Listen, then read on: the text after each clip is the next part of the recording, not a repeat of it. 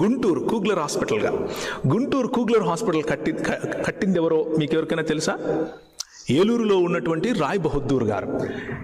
ఎలా జరిగింది అని అంటే, ఈ దేశం నుంచి తెలుగు ప్రజలంటే నాకు ఇష్టం, నేను వెళ్ళి పరిచర్య చేస్తాను, నవీకరించే దేవునితో కలిసి పనిచేయటం కోసం నేను వెళతాను అని ఒక ఆమె ప్రార్థన చేసుకుంటూ ఉంటే అప్లై చేస్తే ఆ ఏజెన్సీ వాళ్ళు అన్నారు, లేదు మా దగ్గర డాక్టర్గా పనిచేయటానికి మేము అంత శాలరీలు ఇవ్వలేము, నువ్వు డాక్టర్ అని అంటే, ఈమన్నది డాక్టర్ కాకపోయినా పర్వాలేదు, నేను టీచర్గా వస్తాను. ఆ రోజుల్లో జనానా మిషన్ అని ఒకటి ఉండేది లూథరన్ సంఘాల్లో. జనానా మిషన్ ఏం చేస్తుంది అని అంటే, ఉన్నత వర్గాలకు చెందినటువంటి స్త్రీలు బయటికి రారు కాబట్టి వారి ఇళ్లలోకి వెళ్ళి వాళ్ళకి చదువు చెప్పేది.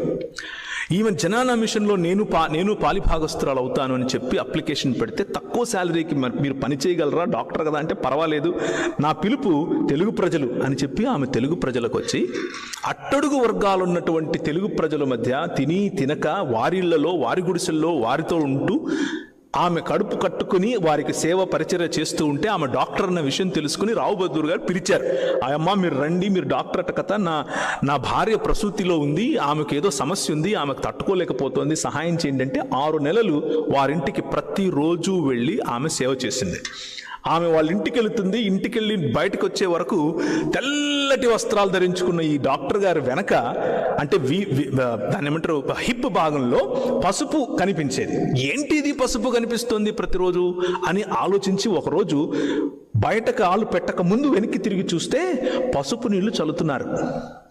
మ్లేచ్ఛ జాతికి చెందినటువంటి ఈ స్త్రీ మా ఇంటికి వచ్చింది కాబట్టి క్షత్రియ వర్గానికి చెందినటువంటి మేము మైలపడిపోయాం, ఇప్పుడు ఈ పసుపు నీళ్ల ద్వారా మమ్మల్ని మేము శుద్ధీకరించుకుంటాం అన్నటువంటి ఈ పాత ఆలోచనను క్రీస్తు నవీకరిస్తున్నాడు.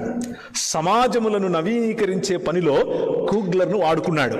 ఆమె అన్నది, మీరు నన్ను ఎంత హ్యూమిలియేట్ చేసినా సరే, నేను మ్లేచ్ఛురాలని అని నువ్వు అన్నా సరే, I will not stop loving you. She embraced that humility.